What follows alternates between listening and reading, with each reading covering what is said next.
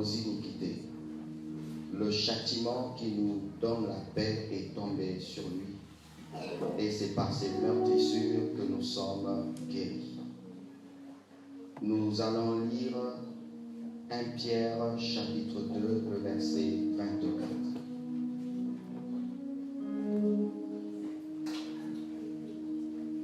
1 Pierre 2, 24. 1 Pierre chapitre 2, le verset 24. La Bible dit, lui qui a porté lui-même nos péchés en son corps sur le bois, afin que, mort au péché, nous vivons pour la justice. Lui, par les meurtrissures duquel vous avez été guéris. Amen. Nous allons beaucoup lire la Bible, on n'a pas encore fini. Nous allons dans Actes des Apôtres, le chapitre 4, le verset 12. Acte 4, le verset 12. C'est pour soutenir ce qui sera dit ce matin.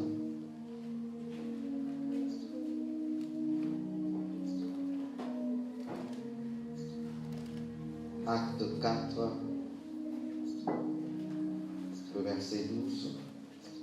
La parole de Dieu déclare ceci. Il n'y a de salut en aucun autre, car il n'y a sous le ciel aucun autre nom qui est donné parmi les hommes par lequel nous devons être sauvés. Amen. Nous allons dans le livre de Colossiens chapitre 2, le verset 12 à 15. Je sais que depuis hier tu n'as pas lu ta Bible, donc tu vas te rattraper aujourd'hui. Colossiens 2, le verset 12 à 15. Colossiens 2, le verset 12 à 15. Ayant été ensevelis avec lui par le baptême, vous êtes aussi ressuscités en lui et avec lui par la foi en la puissance de Dieu qui l'a ressuscité des morts.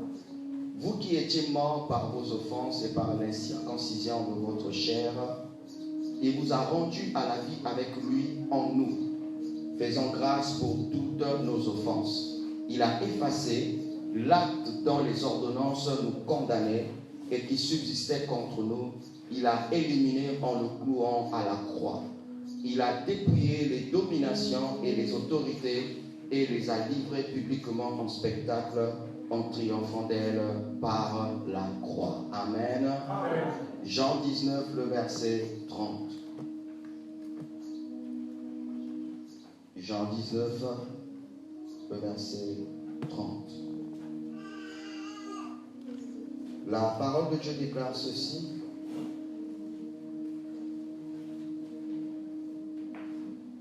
Quand Jésus eut pris le vinaigre, il dit, tout est accompli, et baissant la tête, il rendit l'esprit. Amen. Et enfin, Jean 3, le verset 16. Jean 3, le verset 16.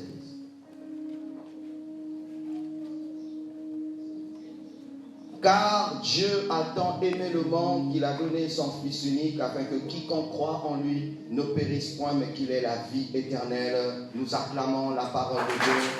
Veuillez prendre place, s'il vous plaît. Je vous salue au nom de Jésus. J'ai besoin d'une autre place, si je peux garder la même. Aujourd'hui, je vais encore continuer sur le point qu'on a commencé depuis le dimanche. Je sens que le Seigneur insiste à ce que je reste d'abord sur la première venue de Jésus. Nous avons dit qu'il y en a les trois retours de Jésus. Le premier, il était déjà là, il était déjà venu en passant par le ventre de Marie. Et son deuxième retour, c'est lorsqu'il viendra enlever l'épouse. Amen, l'Église. Et le troisième retour de Jésus, lorsqu'il y aura la bataille d'Armageddon, il viendra avec ceux qui seront enlevés. Amen. Mais pour aujourd'hui, je vais encore rester sur sa première venue, la première venue de Jésus-Christ. Est-ce que l'Église a compris la raison pour laquelle Jésus était d'abord venu pour la première fois? Et quand je parle de sa venue pour la première fois, je parle de la manifestation. Amen. Parce que Jésus est la parole. Jean 1 dit qu'au commencement était la parole. Il est la parole. Même dans l'Ancien Testament, il était déjà là. Mais en ce qui concerne la manifestation, concernant la mission exacte et précise, c'est lorsqu'il est passé par le ventre de Marie. Amen. Bien-aimés, tout ce que Dieu fait a pour un but. Si je vous ai lu tous ces versets bibliques-là, c'est pour que ça puisse soutenir ce que je vais partager avec vous ce matin. Parce que je ne peux pas me tenir ici pour vous partager une parole alors que ça doit être accompagné toujours des versets bibliques. Amen. Bien-aimé, n'oublie pas que toutes les fois que tu veux partager la parole avec quelqu'un, tu dois te baser sur la parole. Tu dois toujours dire à la personne ce que je te dis, il est écrit. Amen. Même dans notre pays, il y a une constitution. Quand l'État veut agir, c'est en fonction des articles, c'est en fonction des lois. Amen. Et c'est pourquoi que Dieu nous pardonne, surtout nous les prédicateurs, que Dieu nous pardonne pour l'église de la fin des temps. Aujourd'hui, quand quelqu'un se convertit, on lui parle d'abord de la délivrance, on lui parle d'abord de chasser les démons, on lui parle d'abord des miracles. Effectivement, bien aimé, quelqu'un peut vivre des miracles mais rater le ciel. Est-ce que tu le sais? Quelqu'un peut vivre des signes, des prodiges dans sa vie, il rate le ciel. Dans l'Ancien Testament, il y a eu le peuple d'Israël. Ils sont sortis d'Égypte, ils ont vu des signes, des prodiges, des miracles. Ils ont bu de l'eau qui est sortie du rocher. Ils ont reçu la manne pendant 40 ans. Leur vêtement a été toujours intact. Mais malheureusement, il n'y a eu que 2 personnes qui sont rentrées, Josué et Caleb. Donc nous comprenons que les miracles ont une place, mais Jésus a toute la place. Si tu n'as pas compris l'œuvre de la croix, les miracles ne te serviront à rien. Nous avons déjà vu dans les églises des gens qui vivent des miracles toujours dans l'impudicité. Des gens qui vivent des miracles mais leur vie ne change pas. Et il y en a beaucoup de chrétiens qui se plaignent. Comment expliquer qu'un homme de Dieu, il a prié pour un paralytique, il a prié pour un aveugle, mais quelque temps après, le paralytique qui marchait n'arrive plus à marcher, l'aveugle qui voyait n'arrive plus à voir. Est-ce que cet homme de Dieu avait la magie? Faux. Dans la Bible, Jésus l'a dit, toutes les fois qu'il guérissait les gens, il disait, va et ne pêche plus de peur qui t'arrive le pire. Pourquoi? Il y a certains paralytiques, c'est suite aux attaques démoniaques qui l'ont rendu paralytique. C'est ce qui a fait qu'il n'arrive plus à marcher. Amen. Mais maintenant, si celui qui a été guéri miraculeusement, il vit dans le péché, mais le même démon qui l'avait paralysé va revenir encore 7 fois. Amen. Et sa condition sera pire que la première. C'est pourquoi, dans le christianisme, on doit d'abord commencer par la porte, pas par la fenêtre. La fenêtre, c'est des miracles, c'est des signes, c'est des prodiges. Mais la porte, c'est son excellence, Jésus-Christ de Nazareth. Est-ce qu'on peut l'acclamer? Mon frère, ma soeur, si je te parle de la guérison des miracles, je ne te présente pas l'auteur de la guérison, je n'ai rien fait. Pourquoi? Ça va faire que dans l'église, on a des fanatiques qui ne sont pas attachés à Jésus, mais qui sont attachés aux hommes de Dieu. Le jour où le pasteur tombe, ta foi aussi tombe, c'est parce que tu n'as jamais connu Jésus, tu as connu le pasteur. Est-ce que tu me suis? Alors que c'est de l'idolâtrie. Nous, on aime dire que l'église catholique est dans l'idolâtrie. Malheureusement, l'idolâtrie rentre aussi dans les églises de réveil. Dans les nos églises d'aujourd'hui, l'idolâtrie est rentrée où tu vois un fidèle qui adore le pasteur mais qui n'aime pas Jésus. C'est de l'idolâtrie. Et le pire, si cet homme de Dieu a une mauvaise sémence, il va te le transmettre parce que tu n'as jamais connu Jésus. On a vu les hommes de Dieu abandonner la foi, les fidèles aussi abandonnent la foi. On a vu les hommes de Dieu rentrer dans des maisons de la franc-maçonnerie, les fidèles aussi sont rentrés. Pourquoi? Ils connaissaient le pasteur, ils connaissaient l'église, mais ils ne connaissaient pas Jésus. Alors je viens ici ce matin te ramener à la porte. La porte, c'est Jésus. Est-ce que tu sais pourquoi tu es chrétien? Tu es chrétien parce qu'il y a quelqu'un qui s'est sacrifié pour toi, qui est mort pour toi, qui a payé le prix à ta place. C'est pourquoi tu es chrétien. S'il n'était pas là, tu ne veux pas être chrétien. Et j'aimerais te dire, on ne vit pas la vie chrétienne par nos propres efforts, ça ne marche jamais. Car le léopard ne peut jamais changer la couleur de sa tache. Est-ce que tu me suis, hein? Bien aimé, tu ne pourras jamais dire que je veux vivre dans la sanctification s'il n'est pas né de nouveau.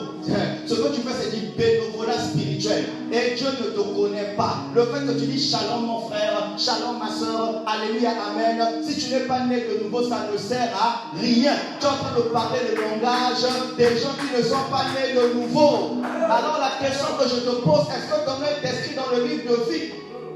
Eh bien aimé, tu sais, aujourd'hui, quand on met au monde les enfants à Tchali, on doit aller s'enregistrer à la commune, je crois, de Montboukou, parce qu'à Montboukou, il y a un registre où on sait que à Tchali, il y a un enfant qui vient de naître, son nom est écrit dans ce livre-là. Et c'est ça qui permet que l'enfant puisse avoir l'acte de naissance, parce qu'on l'a reconnu. Mais au ciel, si tu ne fais pas attention, on risque de ne pas te reconnaître, parce que dans la commune du ciel, ton nom n'est pas encore enregistré. Est-ce que tu as l'acte de naissance spirituelle? Est-ce que tu as l'acte de naissance céleste? Est-ce que dans la commune de Dieu, on te connaît? Donne-moi la main, hein? Et tu vas savoir que lorsque tu es chrétien, Dieu te donne la double identité. Quelle est ma double identité? Je suis congolais sur la terre, mais j'ai aussi une autre nationalité. J'ai la nationalité des citoyens du royaume des cieux. Donne-moi la main, hein? C'est pour autant dire, si ma famille n'arrive pas à m'aider, ce n'est pas un problème. J'ai mon père hein, qui est dans les cieux, qui va toujours m'aider. Donne-moi la main. Donc, bien aimé, ce que nous voulons aborder ce matin, c'est de savoir la raison pour laquelle Jésus était venu pour la première fois. Premièrement, il était venu pour le salut de l'humanité. Parce que le monde était déjà perdu dans le péché, perdu dans la colère à venir. Le monde était déjà condamné. Mais Jésus, il a accepté de venir sur la terre en passant par le ventre de Marie pour que l'humanité soit sauvée. Est-ce que tu me suis? C'est ce qu'on appelle par le salut. Sa mission, c'était pour ça. Alors, bien aimé, aujourd'hui, j'aimerais seulement te parler de 4 raisons. Il y en a plusieurs, mais j'aimerais seulement te parler de 4 raisons pour lesquelles Jésus était venu sur la terre. Les 4 raisons. Amen. Hein? Mais tu dois comprendre ceci. Son arrivée avait pour mission principale d'aller à la croix. Amen. Il a fait des signes, il a fait des prodiges pour que les gens croient en lui. Mais la mission principale, c'était d'aller à la croix. Parce que s'il n'y a pas la croix, il n'y a pas la résurrection. S'il n'y a pas la résurrection, il n'y a pas de salut. Donc toi et moi aujourd'hui, on est chrétiens, c'est parce qu'il y a quelqu'un qui a accepté de se sacrifier pour toi. Alors j'aimerais te dire ceci. S'il y a quelqu'un qui s'est sacrifié pour toi, qu'est-ce qu'il ne peut pas te donner? Donne-moi la main. S'il s'est sacrifié pour toi, il peut tout te donner parce qu'il est venu pour ça. Est-ce que tu me suis? Alors à la croix, en lisant Jean 19, le verset 30, pendant qu'il savait que la mission était déjà accomplie, qu'est-ce qu'il a dit? Tout est accompli. Tout est accompli. Ça veut dire quoi? Désormais, chaque famille peut être sauvée. Chaque nation peut être sauvée. Quelle que soit ta peau, quelle que soit ta race, toi aussi tu as droit au salut. Parce qu'à la croix, Jésus-Christ a dit, tout est accompli. Et j'aimerais t'annoncer la bonne nouvelle. Si tu décides de prier pour ta famille, Dieu peut sauver toute ta famille. Parce qu'à la croix, il a dit, tout est accompli. Tout est accompli. Ce n'est pas le pasteur qui l'a écrit, c'est Dieu lui-même qui a écrit cela dans sa parole. Tout est accompli. Donne-moi la main. Alors, premièrement, à la croix, pourquoi il a accepté de se sacrifier? Il s'est sacrifié premièrement afin de nous apporter la vie éternelle. Dis avec moi la vie éternelle. La vie éternelle, ce n'est pas la vie après la mort. La vie éternelle, c'est la vie de Dieu. C'est Zoé. C'est-à-dire que Dieu habite dans un homme. Mon frère, ma soeur, cela c'était pas possible dans l'Ancien Testament. Adam, c'est vrai qu'il pouvait vivre éternellement, mais Dieu n'était pas en lui. Dieu n'était pas en lui. C'est pourquoi Dieu a fait exprès. Pour que ça soit un échec. Pourquoi? Parce que le fait que Adam et Ève ont été créés, je peux dire que c'était d'abord un essai. Parce qu'il y avait la véritable création qu'on appelle Jésus-Christ de Nazareth. Quiconque le reçoit, il va naître de nouveau. Il fait partie de la race de la nouvelle création. Amen. Hein? La nouvelle création, on ne parle pas de ton corps. Non, non, non. On parle de ton esprit. Amen. Hein? Tu peux me voir comme ça, c'est vrai. Tu m'as connu parce que tu m'as vu grandir, c'est vrai. Mais le jour où Jésus rentre dans ma vie, il y a une chose que tu oublies. Je ne suis plus la même personne parce que ce n'est plus moi qui vis, c'est Christ qui vit en moi. Amen. Hein? Donc, bien aimé, tu dois savoir que là où tu es là, si tu es chrétien, il y a quelqu'un d'autre dans ta vie, il s'appelle son excellence, Monsieur le Saint-Esprit. Est-ce qu'on peut acclamer?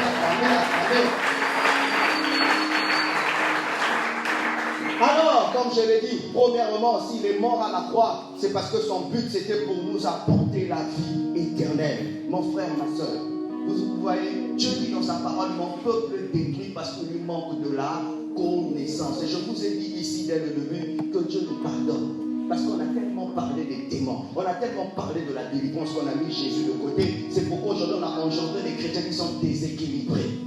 Tu dois savoir que la première des choses que Jésus a fait, c'est de t'apporter d'abord la vie éternelle. C'est-à-dire que toi et Dieu, tu deviens une seule personne, un seul esprit. Quand tu es né de nouveau, tu n'es plus la même personne. Non, quand tu es né de nouveau, il y a quelqu'un dans ta vie. Son Excellence Jésus-Christ de Nazareth, son esprit est en toi. Il dit, je me tiens à la porte, je frappe. Si quelqu'un m'entend, s'il m'ouvre, je rentrerai, j'habiterai, je souperai avec lui. J'aimerais te dire qu'il y a quelqu'un dans ta vie et il est venu manifester la vie éternelle en toi. Car celui qui n'est pas né de nouveau n'a pas la vie éternelle.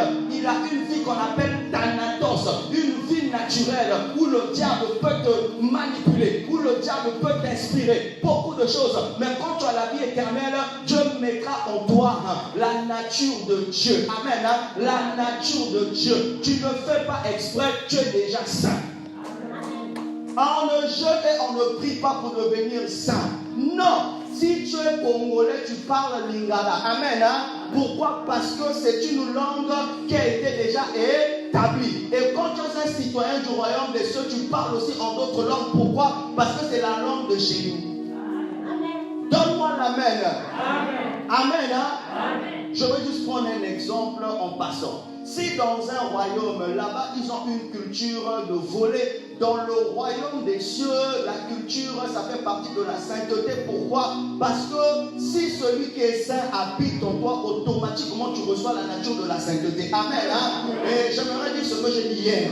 Prenons un exemple. Lorsqu'une personne est possédée d'un esprit de sorcellerie, il devient sorcier parce qu'il a été possédé d'un esprit de sorcellerie. Mais quand Christ rentre en toi et qu'il est saint, tu as déjà la nature de la sainteté. Ça fait partie de la vie éternelle. Donne-moi l'amen. Oh, le Seigneur m'a dit d'insister sur cela. Il y a deux types de sanctification. Il y a la sanctification par position, il y a la sanctification par démonstration. La sanctification par position, celui qui est saint habite en moi et par sa grâce, je suis déjà saint. Amen. Mais cela ne s'arrête pas là. Je dois maintenant démontrer ce que j'ai. C'est ça qu'on appelle par la sanctification par démonstration. Mon frère, je t'annonce une bonne nouvelle. Tu sais pourquoi? Tu as la vie éternelle en toi. Dieu avait déjà dit, 7 fois mon juste tombe, 7 fois je le relèverai. Celui qui a la vie éternelle ne supporte pas de demeurer dans le péché. Il ne peut pas, il ne supporte pas, il est mal à l'aise. Ils sont des démangeaisons. Pourquoi? Il a la nature de Dieu en lui. Celui qui a la vie éternelle ne peut pas demeurer rancunier. Ça va le déranger à nous. Je dois lui demander pardon. Je dois lui me réconcilier. Pourquoi il a les laver? J'ai la vie éternelle en moi. J'ai la vie sauvée. Ça ne supporte pas la rancune. Je dois lui demander quoi? Pardon. C'est cette vie qui fait ça. Qui fait ça? C'est pourquoi, mon frère, je t'annonce une bonne nouvelle. Tu vas honorer ta femme. Je te le dis. Tu sais pourquoi? Celui qui a la vie éternelle, il y a qu'à la femme à supporter l'été. Vous savez ça, les femmes, vous ne dites pas amen. Je vous attendais ici. Je vous dis, vous ne dites pas amen. Vous allez dire amen encore. Celui qui a la vie éternelle, il y a qu'à te faire des signes baratés. Il est obligé de se battre et de prier pour qu'il soit en ordre avec Dieu. Pourquoi? Celui qui a la vie éternelle, il y a de ces choses qu'il ne peut plus faire. Il peut mentir une fois, deux fois, trois fois, ils sont mal à l'aise. Il dit non, je ne peux pas. La nature de mon sang, ça me dérange. Je ne peux pas mentir. Pourquoi? J'ai la vie éternelle. Cette vie-là exige la vérité. Tu vois que quand tu mens, ta conscience n'est pas tranquille. Tu ne peux pas dormir. Pourquoi? Tu as la vie sauvée. Tu as la vie éternelle. Tu ne peux pas demeurer dans le mensonge. Même si tu es parti avorter, tu ne pourras pas. Ah, les amis, dis ça va. Pourquoi j'ai avorté? Ta conscience te reproche de quelque chose. Pourquoi? Tu as la vie éternelle. Si à chaque fois que tu commets quelque chose, ta conscience n'est pas tranquille, tu n'arrives pas à dormir, et puis tu te dis, ah Seigneur, est-ce que je suis chrétien? Si réellement tu as reçu Jésus, sache que tu as la vie éternelle en toi. Ça veut dire quoi? Tu as une double famille. Il y a une famille au ciel, il y a une famille sur la terre.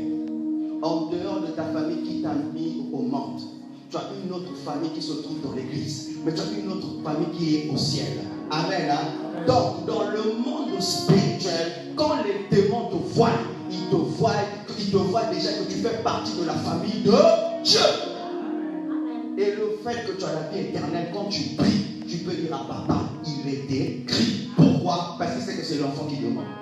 Amen. Est-ce que tu me suis? Amen.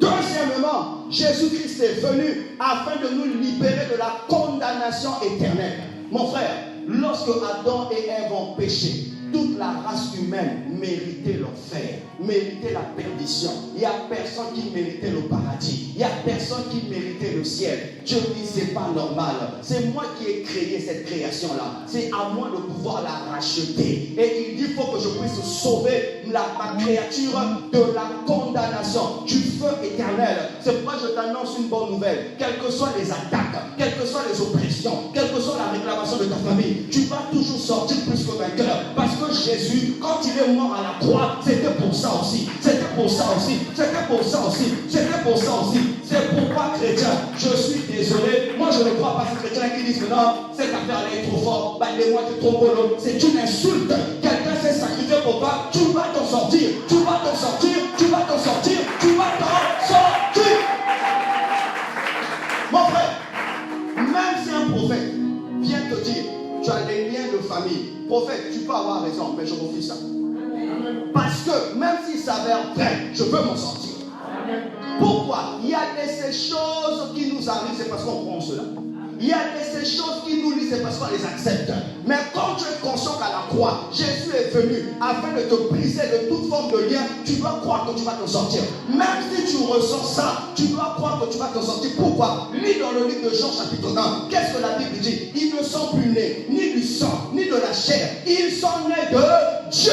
Ça veut dire quoi? Quelle que soit l'oppression, quels que soient les combats, quelles que soient les réclamations, même si je fais des rêves que je suis mort, Nakokufa Te. Tu sais pourquoi? Si ça m'arrive, donc la Bible ment. Mais puisque la Bible est vraie, ça ne m'arrivera pas. Et je te dis, quel que soit le démon qui est en train de d'oppresser ta vie, tu l'as déjà vaincu. Le problème, tu n'as pas encore pris la décision. Il y a certaines délivrances qui demandent ta propre décision. Le pasteur ne veut pas te forcer.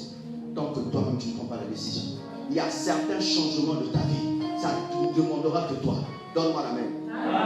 Est-ce que tu sais, si tu es habitué dans une église où on parle que des liens,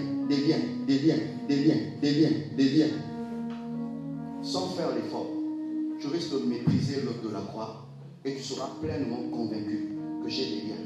Et tout ce qui va se passer tous les jours de ta vie. Tu vas commencer à chasser des liens.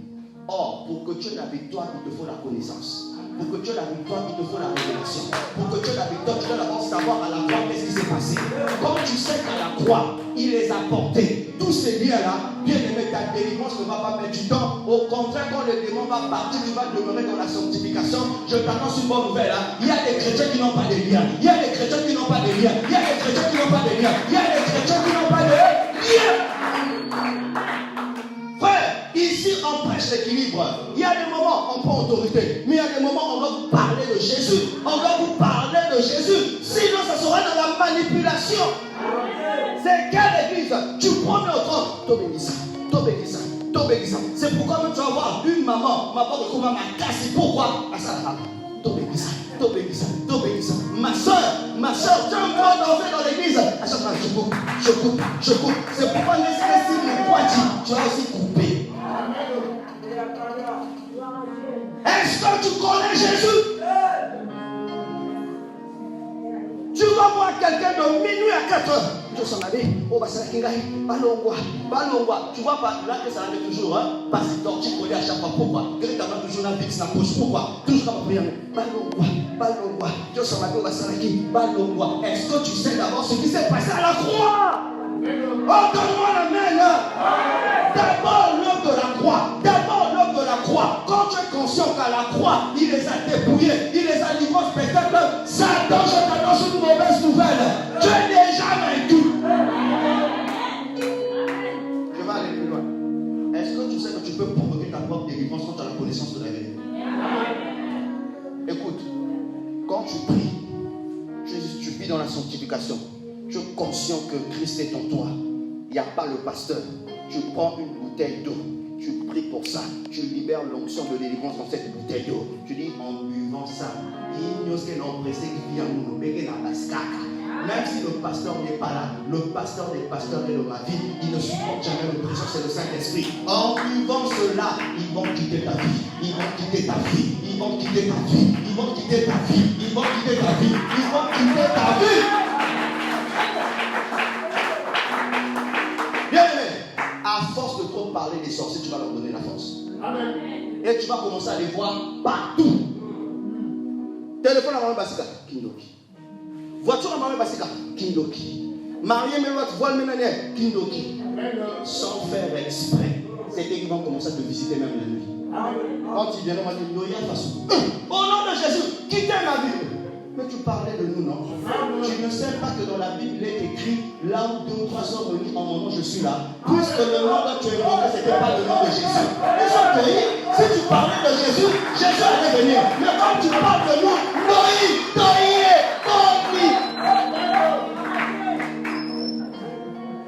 là où 2 ou 3 sont réunis en mon nom, c'est un principe spirituel.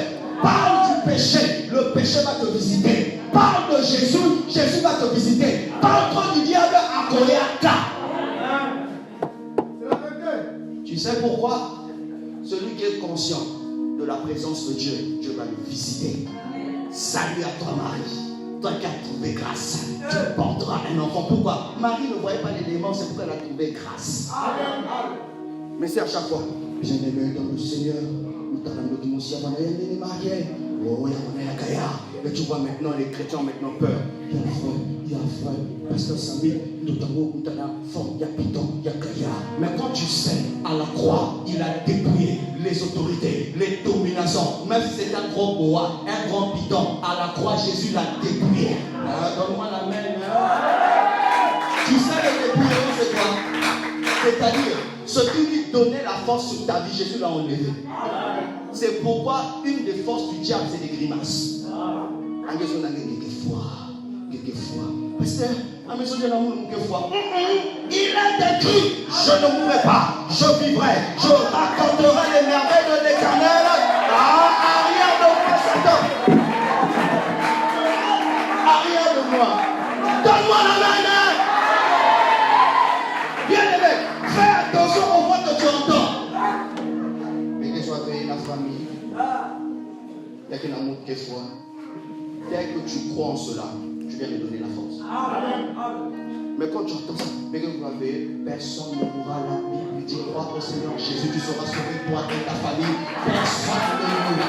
Personne ne mourra. Personne ne mourra. Le diable pour t'atteindre, il viendra d'abord te tenter. Il viendra d'abord te tenter. Et c'est une question de toute façon, on est que la médecin, on faut qu'il y ait la police. Si ne faut pas beaucoup la police, c'est vrai. On a talent avoir des gens dans la prison à Belgique. Sans effet de guerre. Donne-moi la main que je te parle ce matin. Jésus allant à la croix, il t'a délivré de la condamnation. Il t'a délivré des liens de ta famille. Je t'annonce et je prophétise sur ta vie. Comprends, Dieu va t'établir comme il a établi Joseph. Dieu va t'établir comme il t'a établi. Comme il a établi. Donne-moi la main que je te parle. Regarde le païen. Dès qu'il rêve de la mort, une semaine plus tard, dès qu'il rêve de la mort, 2 jours après, à coup. Mais pourquoi toi, depuis l'année passée, malgré les oppressions, malgré la mort, mais juste aujourd'hui, tu es toujours en vie. Ta vie est un mystère. Ta vie est un mystère. Ta vie est un mystère. Oh, donne-moi la main ce matin. Est-ce que tu me suis? Pourquoi? Ta vie est un mystère. Ils ont fait des réunions. Faut que vous dans le monde. Mais pourquoi ça ne marche pas? À la croix, Jésus, quand il allait à la croix, c'était pour te libérer de la condamnation. Même si dans la famille, les gens vivent dans la stérilité, toi tu n'es pas stérile. Tu dois leur dire que ce n'est que la manifestation de la gloire de Dieu. Tu sais, si je ne n'ai pas un enfant, c'est parce que l'enfant qui viendra, c'est un enfant terrible. Et tu sais, quand Dieu doit te donner quelque chose de précieux, il n'est pas pressé. Parce que Isaac n'est pas n'importe qui. Isaac va venir changer l'histoire de la famille. Donne-moi la main. Bien aimé, comment expliquer? Lorsque Agar a mis au monde, il n'y avait pas de problème. Mais quand c'est le tour de Sarah, il y avait des problèmes. C'est parce que Isaac devait rentrer dans l'histoire. Ne me dis pas que je suis stérile. A changé l'histoire. Comment expliquer? On peut même attaquer ta grossesse. Comment expliquer ma... Oh, tu sais pourquoi? C'est parce que tous ceux qui doivent rentrer dans l'histoire font trembler le royaume des ténèbres. Ils font trembler le royaume des ténèbres. Donne-moi la main. Si quelqu'un va te dire, frère, mais ça devrait être qu'il a bloqué ma dossier,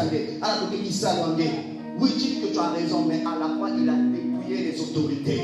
Et je suis convaincu que c'est juste une question de temps. Je suis en préparation.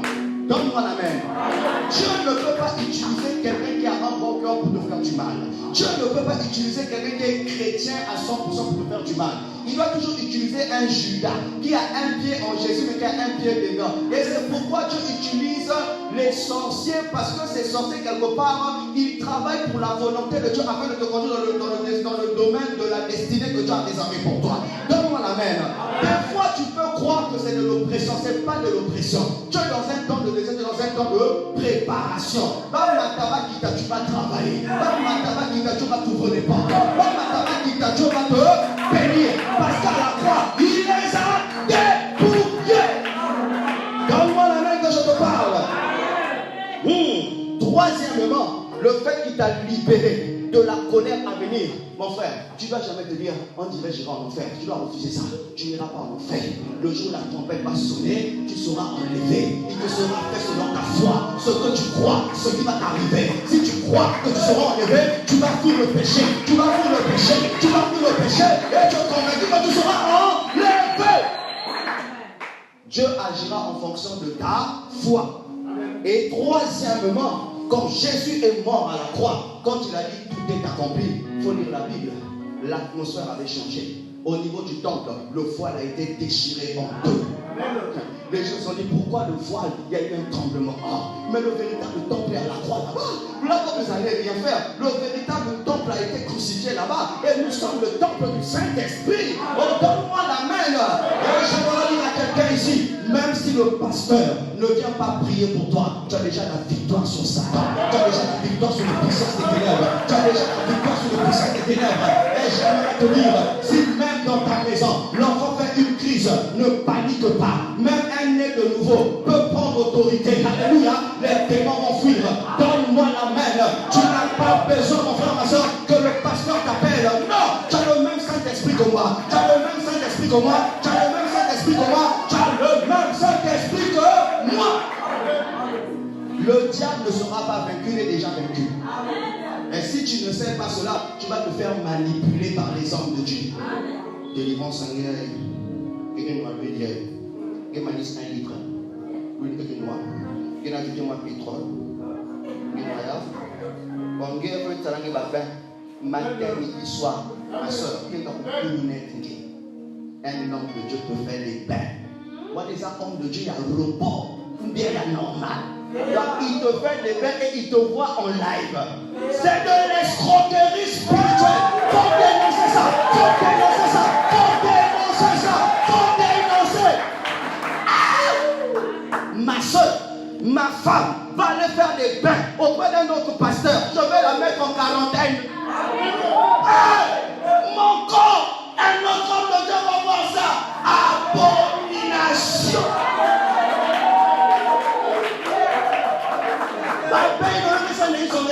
Dans l'église, un papa, on lui fait des bains devant l'homme de Dieu.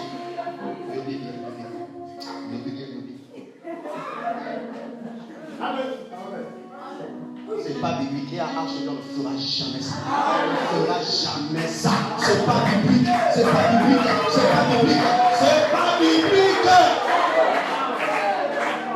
L'année que je vis là, je ne pas ma photo. Je dois me rassurer que je ne vis vraiment. Pas ma photo de Félix Mouillard. tomber. Donne-moi la main seulement, je vais continuer. Quatrièmement, non, je reviens sur le troisième point. Quels que soient les combats que tu vis, tu as déjà la victoire. Si tu penses que tu auras la victoire, c'est que tu es en train de limiter ton Dieu. Tu as déjà la victoire. Je répète, Satan ne sera pas vaincu, il est déjà vaincu. Je ne sais pas si un mauvais vent qui souffle dans ta maison. Quand tu vas rentrer chez toi, il faut parler à ses puissances. J'ai déjà la victoire. Pour libérer les gens qu'on a haïs, parce que je sais que ce ne sont que des grimaces. J'ai déjà la victoire. Cet enfant-là, il ne va pas me faire sortir de l'argent pour l'emmener constamment à l'hôpital.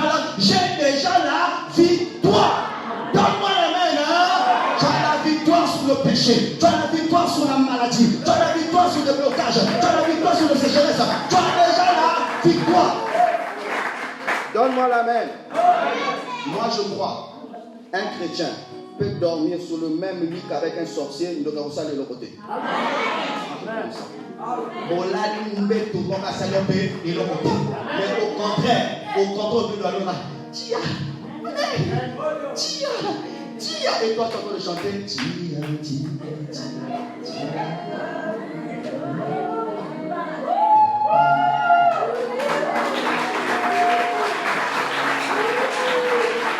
Donne-moi la main. C'est-à-dire quand tu te vois, tu dois faire ça. Abasso. Tia.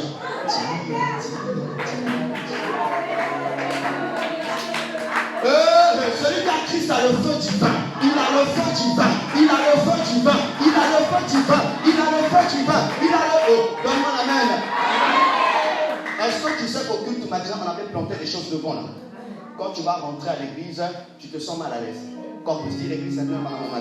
Tu sais ce qui s'est passé? Pendant que tu passais, tu avais écrasé ça. Il y avait le feu qui avait. Tu sais que pendant que je ne parle pas des choses, tu dis, mais l'océan, mon baby, il y a un signe de pourquoi tu te réveilles avec le feu, parce que le feu dévore ton droit. Donne-moi la main. Quatrième point. À la croix, il a pris toutes tes maladies. Donne-moi la main. Il te sera fait selon ta foi. Frères et sœurs, on doit respecter les médecins. Mais il y a le médecin des médecins qui connaît le corps, qui connaît l'être humain. Celui qui a créé le corps, c'est Jésus-Christ de Nazareth. Je ne sais pas quel est ton problème. Problème de myome, de kyste, je ne sais pas. Mais quand tu as la révélation, à la croix, il a pris mes péchés. Il a pris toutes mes maladies. Et je reçois la guérison. Non, cette maladie doit déménager. Il doit déménager. Je suis le temple du Saint-Esprit. La maladie doit déménager. Donne-moi la main. C'est pour dire quoi? Tu as de la valeur. Ce que Jésus a fait, ton père ne peut pas le faire. Ta mère ne peut pas le faire. Ni ton petit copain, ni ta petite copine, personne ne peut le faire. Ça veut dire que tu as de la valeur. C'est pourquoi ne dis plus jamais Dieu ne m'aime pas. Non, la manière qu'il t'aime. Souvent les gens même disent Jésus doit castaner. Parce que quelqu'un ne peut jamais aller se sacrifier comme ça s'il ne t'aime pas. Il t'aime. C'est pourquoi n'aie jamais honte de témoigner ce que Jésus est en train de faire dans ta vie. Parce que le fait que tu ne témoignes pas, c'est de l'ingratitude, c'est de l'insulte. Les gens vont croire que Dieu ne fait rien, alors qu'il a beaucoup fait dans ta vie. Il a beaucoup fait dans ta vie. Là où tu devais mourir, il t'a épargné. Bien-aimé, ta vie est un témoignage. Ta vie est un témoignage. Ne te tais jamais. Raconte toujours ce que Jésus fait. Raconte toujours. Parce que si tu es fidèle dans les moindres choses, Dieu te donnera des grandes choses. Quand quelqu'un est reconnaissant dans les petites choses, quand Dieu te donnera les grandes choses, tu seras reconnaissant. Ton problème, Dieu ne te visite pas, c'est parce que tu as gardé les témoignages. Tu n'as jamais dit ce que tu as fait. Alors qu'il y a quelqu'un qui traverse le même problème que toi. Il a besoin de l'écouter pour se fortifier. Parfois la personne se dit Dieu n'existe pas, je dois repartir dans le monde. Mais toi, ta vie est un miracle. Est un miracle. Même dans ta famille, on reconnaît que ta vie est un miracle. Est un miracle. Ne garde jamais ça. Dis toujours ce que Jésus a fait. Oh, bien aimé, pour terminer. Il n'y a pas de victoire sans révélation. dois comprendre à partir d'aujourd'hui. Tout commence d'abord par la croix. Quand Jésus est venu pour la première fois, la mission c'était la croix pour prendre ta place, afin que tu sois dans l'abondance. La Bible dit, je suis venu afin que mes brebis aient la vie et qu'ils soient dans l'abondance. Je déclare sur ta vie, cette prophétie s'accomplira, cette parole s'accomplira. Mon frère, ma soeur, moi je ne crois plus en ça, où les gens pensent que quand un chrétien devient riche, c'est la franc-maçonnerie. L'or et l'argent appartient à mon père. Est-ce que c'est un péché si tu habites dans une villa? Est-ce que c'est un péché si tu roules dans des belles voitures? Est-ce que c'est un péché si tu t'habilles bien? Nous avons bébé à Tombolaka, nous avons bébé à Pambolaka, nous avons bébé à Tombolaka, nous avons bébé à Pambolaka. Tu dois vivre dans l'abondance. Il y a trop de gens qui meurent de faim. Il y a trop de pauvreté. Tu t'imagines, Dieu te rend riche, mais dans ta famille, tu aides les neveux, les frères, tu leur aides à faire des activités. Toi, tu ne peux pas rester comme ça. Je t'achète un taxi, tu me rembourses seulement l'argent d'achat. Est-ce qu'il ira encore braquer? Est-ce qu'il ira encore faire beaucoup de choses? Au contraire, il va te respecter. Et si tu lui dis, je suis chrétien, il va dire, je vais suivre ton Dieu.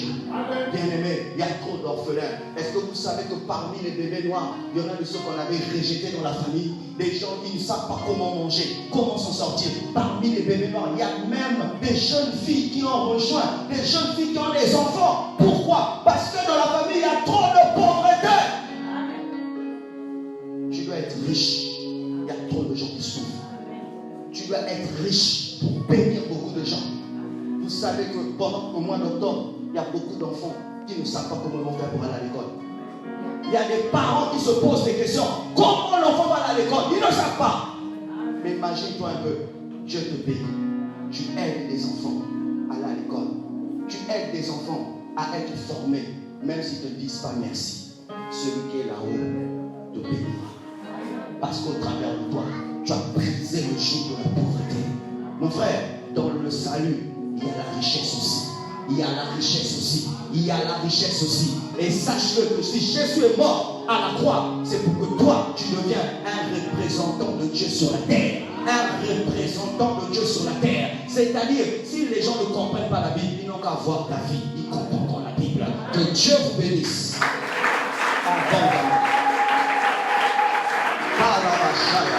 Est-ce qu'on peut acclamer le Seigneur?